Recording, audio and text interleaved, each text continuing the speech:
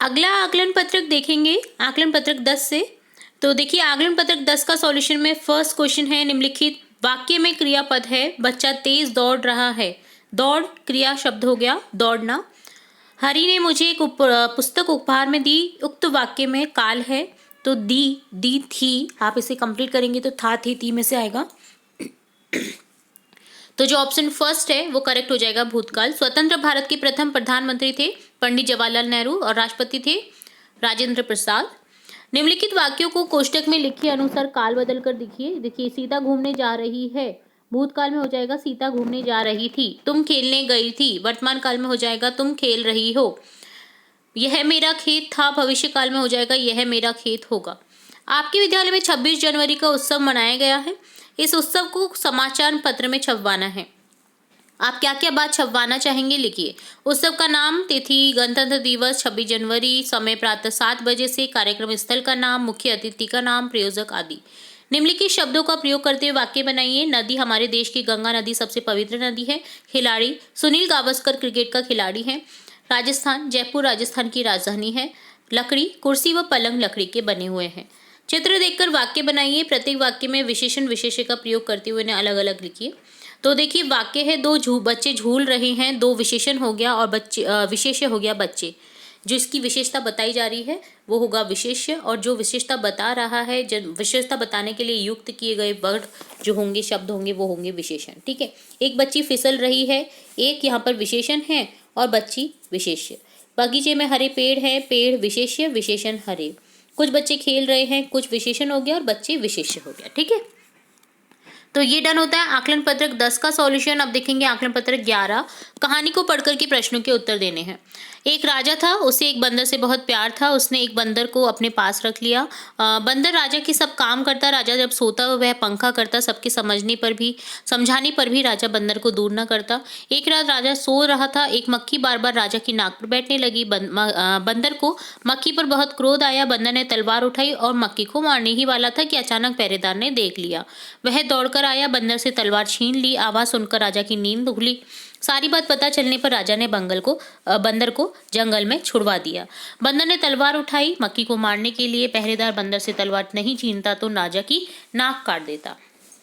बंदर का समानार्थी नहीं है, कपी है, मरकट है, वानर है, मनु नहीं है।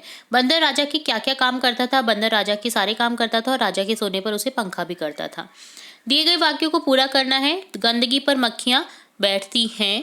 राजा बंदर से बहुत प्यार करता था। मक्खी बार बार राजा की नाक पर बैठ रही थी। इस कहानी पर आप 3 प्रश्न बनाकर लिखिए। राजा को किससे प्यार था? मक्खी बार बार कहाँ बैठ रही थी? बंदर ने मक्खी को मारने के लिए क्या किया? Question mark. विद्यालय में सूचना पट का उपयोग होता है विद्यालय की सूचना प्रसारित करने के लिए। आप घर पर कौन कौन से कार्य करते हैं लिखिए। हम घर पर सफाई का कार्य करते हैं, बाजार से सामान लाते हैं, अपने कपड़े धोते हैं, प्रेस करते हैं। यदि आपके किसी परिचित को टीबी हो जाए तो आप क्या करेंगे? हम उससे डॉक्टर के बारे में बताएंगे और सरकारी अस्पताल में मुफ्त जांच कराने को कहेंगे। समास विग्रह करिए। राधा कृष्ण, राधा और कृष्ण द्वंद्व समास, जिसमें यहाँ पर इस तरह का योजक चिन्ह लगा रहता है, वो हमेशा द्वंद्व समास का एग्जाम्पल होता है। तिराहा, 3 राहों का समूह, जो कि द्विगु समास है। द्विगु समास का एग्जाम्पल है क्योंकि यहाँ पर संख्यावाचक शब्दों का यूज होता है द्विगु समास में। ठीक है, तो ये डन होता है आकलन पत्रक 11 का सॉल्यूशन। अब देखेंगे आकलन पत्रक 12। जमीन की खुदाई करके उसमें से निकलने वाली चीजों का अध्ययन कहलाता है। क्या कहलाता है? पुरातत्व शास्त्र। पंछियों को सबसे ज्यादा प्रिय है अपनी आजादी। रचना के आधार पर वाक्य के भेद होते हैं। कितने होते हैं? 3। हम पंछी उन्मुक्त गगन के कविता के लेखक शिव मंगल सुमन है। मुहावरों का अर्थ लिखते हुए वाक्य में प्रयोग कीजिए। ईद का चांद होना, बहुत दिनों बाद मुलाकात। अरे राजू तो ईद का चांद हो गया है, कभी दिखाई ही नहीं देता।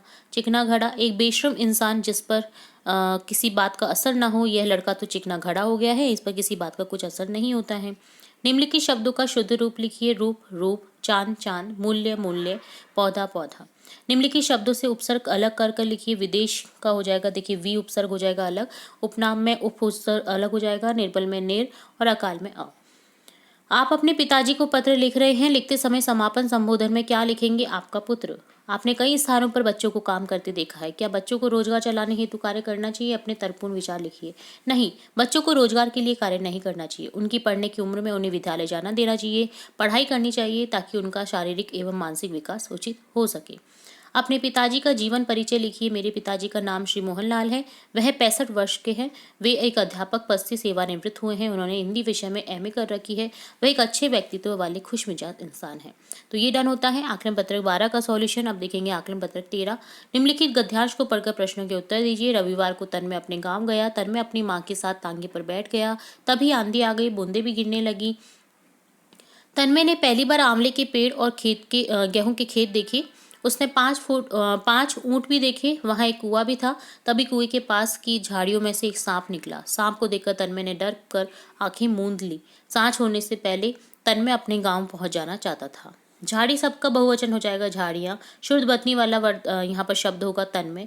वहाँ 5 ऊँट बैठे थे। रेखांकित पद में समाज 5 ऊँट देखिए, द्विगु समास का एग्जाम्पल है। तन्मय अपने माता पिता के साथ तांगे में बैठ गया। रेखांकित पद में समास वगैरह माता पिता द्वंद्व समास का एग्जाम्पल है। गद्यांश के अनुसार क्रम का मिलान करिए। रास्ते में आंधी आ गई। सबसे पहले देखिए, रविवार को तन्मय अपने गाँव गया। वहाँ एक कुआं भी था। तो सेकंड सेंटेंस होगा रास्ते में आंधी आ गई, वहां एक कुआं भी था। ये थर्ड सेंटेंस होगा। उक्त गद्यांश में से 2 प्रश्न बनाए। तन्मय किसके साथ काम गया? तन्मय ने आंखें क्यों बंद की? आंखें क्यों मूंद ली? मूंद अर्थ होता है बंद का, ठीक है। आपके द्वारा की गई बस या रेलगाड़ी की यात्रा का वर्णन अपने शब्दों में करें। तो मैं अपने माता पिता के साथ रेलगाड़ी से पूना गया था। हम अपनी अपनी सीट जिस पर सो सकते हैं पर बैठ गए। रास्ते में ट्रेन के अंदर ही खाने पीने की चीजें बेचने आ रहे थे और हमें रेलगाड़ी से यात्रा करने पर काफी मजा आया। आप ये भी लिख सकते हैं यहाँ पर एक लाइन और। सांझ होने से पहले तन्मय अपने गांव पहुंच जाना चाहता था। उसके साथ आगे क्या हुआ होगा अपने अनुभव के आधार पर लिखिए। तो सांप के चले जाने पर वह आंधी रुकने पर पुनः रवाना हो गए होंगे और सांझ होने से पहले पहुंच गए होंगे। यदि आपको लंबी दूरी की यात्रा करनी हो तो आप किन किन यातायात साधनों का उपयोग करेंगे लिखिए। रेलगाड़ी से, हवाई जहाज से, बस से, जहाज से इत्यादि। तो ये डन होता है आकलन पत्रक 13 का सॉल्यूशन। अब देखेंगे आकलन पत्रक 14। रवि शब्द का पर्यायवाची शब्द समूह है सूर्य, दिनकर, भास्कर। निम्नलिखित में से शुद्ध शब्द है विहग। निम्न में से संचार के साधन है पत्र, तार, मोबाइल। चित्र देखकर सही विकल्प छाटिए। सूखा कचरा अर्थात नीला डिब्बा, ठीक है। तो देखिए नीला डिब्बा है जिसमें आप सूखा कचरा डालते हैं और गीला कचरा डालते हैं आप हरे उसमें, ठीक है। नीचे दिए गए वाक्यों के सामने उनके प्रकार के नाम लिखिए। दीपक खेल रहा है, सरल वाक्य। दिलखुश मेले में गया और जल्दी लौट आया, संयुक्त वाक्य है। जो लिख रहा है वह सीमा का भाई है, मिश्रित वाक्य। जैसे ही सर क्लास में आए, कमल चला गया, मिश्रित वाक्य है। तो देखिए जो सेंटेंस अपने आप में स्वतंत्र है वो होता है सरल वाक्य। संयुक्त वाक्य में आपकी कंजक्शन का यूज होता है, जैसे और, एवं, या, इस टाइप की। और मिश्रित वाक्य होता है कि एक सेंटेंस दूसरे पर डिपेंड रहता है। जैसे जो लिख रहा है वह सीमा का भाई है, ठीक है। जैसे ही सर क्लास में आए, कमल चला गया, डिपेंड था। सर के आने का वेट कर रहा था और कमल जाने का वेट कर रहा था। तो ये मिश्रित वाक्य होंगे, ठीक है। कूड़ेदान का प्रयोग नहीं करने पर क्या क्या हानियां होती हैं लिखिए। कूड़ा इधर उधर उड़ता रहता है, उससे कीटाणु पैदा होते हैं और बीमारी फैला देते हैं। कूड़ेदान बराबर कूड़ा धन दान। इस प्रकार निम्न शब्दों को पूरा कीजिए। ईमानदार का हो जाएगा ईमान धन दार। सब्जी वाला सब्जी धन वाला। नौका विहार नौका धन विहार। रसोई घर रसोई धन घर, ठीक है। तो ये डन होता है आकलन पत्रक 14 का सॉल्यूशन। अब देखेंगे आकलन पत्रक 14 के सॉल्यूशन में हम आगे बढ़ेंगे। यहाँ पर 8th क्वेश्चन और 9th क्वेश्चन 10th क्वेश्चन भी है। तो देखिए 8th क्वेश्चन देखेंगे आकलन पत्रक 14 का। शब्दों को प्रयोग करते हुए कविता लिखिए। लाल सड़क, टमाटर, मूली, गाजर, तुमको डाली, घर लाऊंगा, अच्छा लगता, आती है मुझको। लाल टमाटर वाला है, रोज सड़क पर आता है। गाजर मूली लाता है, तुमको भी बुलाता है। आम लगे हैं डाली डाली, घर लाऊंगा एक दिन माली, अच्छा लगता है अति मुझको, घर फैली हो हरियाली, ठीक है। इस तरह से आपको एक कविता बनानी थी। आप कोई भी और कविता बना सकते हैं। वाक्य के लिए एक शब्द लिखिए। जैसे पत्र पहुंचाने वाले को कहते हैं डाकिया। जो कम बोलता है मितभाषी। जो ज्यादा बोलता है वाचाल। जो कम खर्च करता है मितव्ययी। जो रात का विचरण करता है निशाचर। पत्र लेखन में सबसे अंत में क्या लिखते हैं? तुम्हारा या तुम्हारी। मित्र तुम बहुत अच्छा गाते हो। तो दूसरा बोल रहा है और सुनाऊं? आपको क्यों हंसी आई? क्योंकि गधे की आवाज अच्छी नहीं लगती है, ठीक है। तो ये डन होता है आकलन पत्रक 14 का सॉल्यूशन। यहाँ पर 2 पेज थे आकलन पत्रक 14 में। देखिए नेक्स्ट देखेंगे आकलन पत्रक 15। कम शब्द को बोलचाल की भाषा में क्या कहते हैं? काम। सांप शब्द का तत्सम रूप है सर। छात्रावास शब्द का संधि विच्छेद है छात्रधन आवास। दीर्घ संधि है, यहाँ पर स्वर संधि का भेद होगा। दीर्घ संधि। तो यहाँ पर ऑप्शन सेकंड को करेक्ट कर दीजिएगा।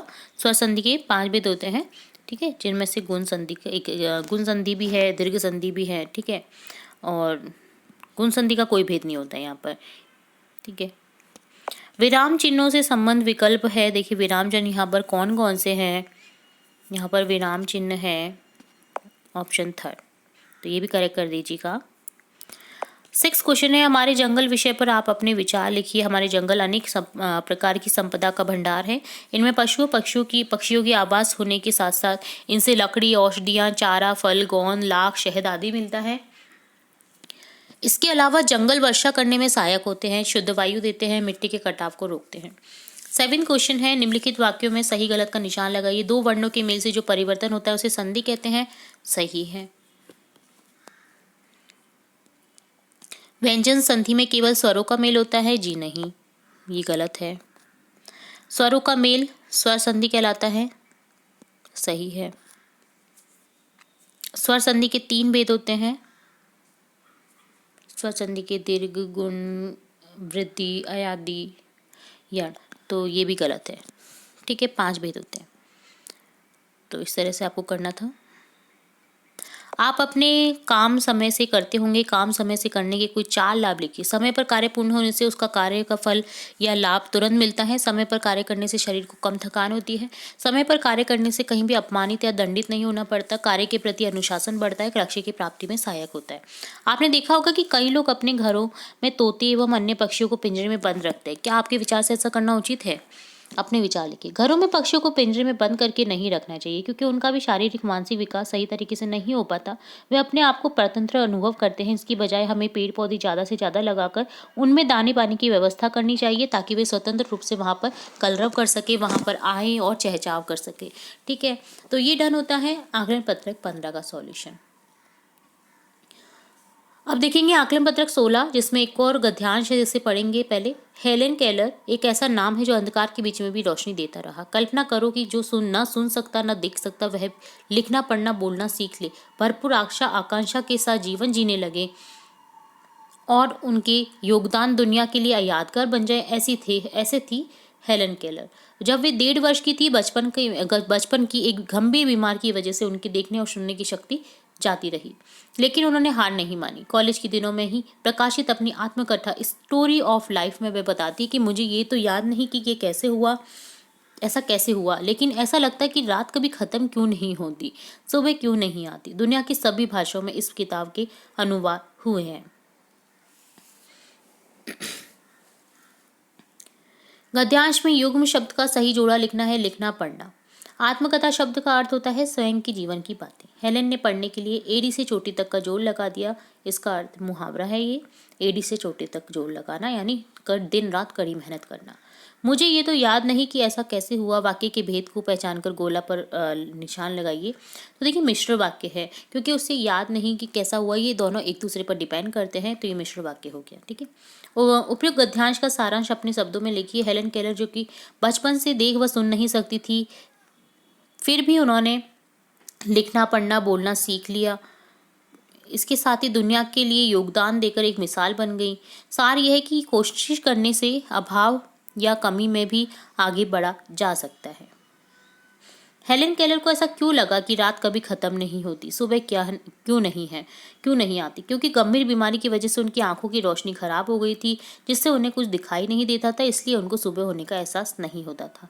हेलेन केलर की आत्मकथा का नाम क्या है? Story of life. Helen Keller के जैसे बहुत से लोग आपने देखे होंगे जो देख नहीं सकते। ऐसे लोगों की समस्याओं को पहचान कर लिखिए। इधर उधर जाने में परेशानी आती है, सामने संकट आने पर भी मालूम नहीं चलता है, अवांछित जीवों और मनुष्य को नहीं देख पाते हैं। तो ये डन होता है आकलन पत्रक 16 का सॉल्यूशन। अब देखेंगे आकलन पत्रक 17। फर्स्ट क्वेश्चन है, यहाँ पर चिड़िया शब्द का बहुवचन चिड़िया हो जाएगा, चंद्रबिंदु आ जाएगा। तेज का विलोम शब्द धीमा। नदी को और क्या कहते हैं? सरिता। पानी पानी होना मुहावरे का अर्थ वाला मुहावरा है। आंखें न मिलाना। निम्न कविता की 2 पंक्तियों को अपने वाक्य में बनाकर लिखिए। कितनी लंबी है सड़क, कितना ऊंचा है पहाड़, कितनी छोटी है चिड़िया, पेड़ है कितना बड़ा, तेज कितनी है नदी, पत्थर कितना गोल, घास है कितनी हरी, फूल कितना लाल है, सड़क है कितनी लंबी लंबी, पहाड़ है कितना ऊंचा ऊंचा, चिड़िया कितनी छोटी छोटी, बड़ा है कितना पेड़। तो 2 पंक्तियों को हमें इस तरह से लिख दिया है। आप कोई भी 2 पंक्ति लिख सकते हैं। कविता के मूल भाव को अपने शब्दों में लिखिए। कविता में बड़ी, छोटी, लंबी, ऊंची अलग अलग आकृतियों को अलग अलग रंगों से विवरण कर बताया है कि वे एक ही प्रकृति में अनेक तरह की चीजें होती हैं, अर्थात अनेकता में एकता है। कविता आगे बढ़ाकर 2 पंक्तियां और लिखिए तो आगे होगा, सूरज है कितना गर्म, चंद्रमा है कितना शीतल, दिन में कितना उजाला, रात को है कितना अंधेरा। बाल कवि सम्मेलन में के लिए आयोजित जो सूचना पट में एक सूचना तैयार की गई है, तो किस तरह से आपको लिखना है वो बताना है। आदर्श विद्यालय चौमू बाल कवि सम्मेलन दिनांक लिख देनी है, जिस भी डेट को ये होने वाला है। विद्यालय प्रांगण में दिनांक 29/10/2023 को सायं 5 बजे से 7 बजे तक बाल कवि सम्मेलन का आयोजन किया जाएगा, जिसमें सभी इच्छुक छात्र भाग ले सकते हैं। 9th क्वेश्चन, पहाड़, पेड़, नदी, पत्थर, पुष्प, वर्ण शब्दों में तत्सम और तद्भव शब्दों को अलग करके लिखिए। तो तत्सम हो जाएंगे यहाँ पर पुष्प और वर्ण, तद्भव यानी हिंदी शब्द है यहाँ पर पत्थर, पहाड़, नदी, पेड़। ठीक है, तद्भव होता है हिंदी शब्द और तत्सम होता है संस्कृत में लिखे शब्द। ठीक है, तो ये डन होता है आकलन पत्रक 17। अब देखेंगे आकलन पत्रक 18। फर्स्ट क्वेश्चन है, भाववाचक संज्ञा है बुढ़ापा, यानी जिसे छुआ नहीं जा सकता, जो सिर्फ महसूस करा जा सकता है। स्त्रीलिंग शब्दों का सही समूह चक्री, मकड़ी, टोकरी। निम्न के 2 पर्यायवाची लिखिए। बादल का हो जाएगा मेघ, वारिद। पानी का हो जाएगा जल, तोय। नीचे लिखे वाक्यों में क्रिया शब्द को विलोम शब्द में बदलते हुए वाक्यों को पुनः लिखिए। बबली बहुत देर से खड़ी है। उत्तर हो जाएगा बबली बहुत देर से बैठी है।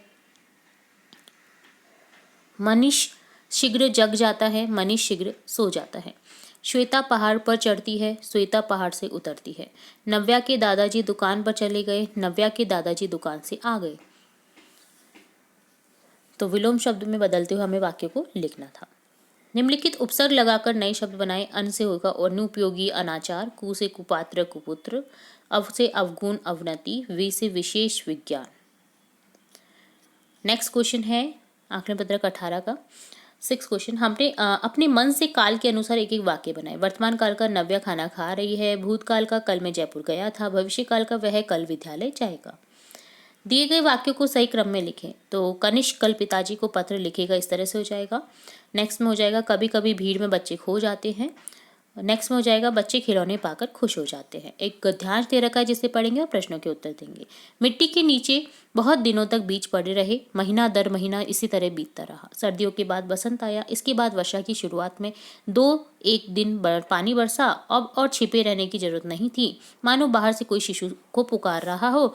और सोई मत रहो, ऊपर उठो और सूरज की रोशनी देखो। ऐसा ऐसा बीज का ढक्कन दरक गया, 2 सुकोमल पत्तियों के बीच अंकुर बाहर निकला। अंकुर का एक अंश नीचे माटी में मजबूती से गड़ गया और दूसरा अंश माटी भेद कर ऊपर की ओर उठा। क्या तुमने अंकुर को उठते हुए देखा है? जैसे कोई शिशु अपना नन्हा सा सिर उठाकर आश्चर्य से नई दुनिया को देख रहा हूँ। उपयुक्त गद्यांश का उचित शीर्षक हो जाएगा नन्हा पेड़।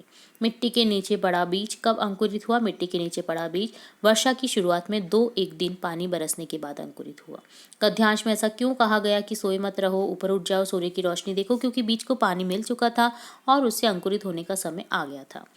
अपने आप को आनंद मानते हुए अपने मामा जी को जन्मदिन का उपहार भेजने के लिए धन्यवाद पत्र लिखिए, अपने पोर्टफोलियो में लगाइए। तो ये आपकी एक्टिविटी है, ये आपको करना है। ठीक है, तो ये डन होता है आकलन पत्रक 18 का सॉल्यूशन। तो यहाँ हमने देखा, देखिए सभी आकलन पत्रक का एक साथ सॉल्यूशन। उम्मीद है आपको सभी आकलन पत्रक के सॉल्यूशन अच्छे से समझ आए होंगे।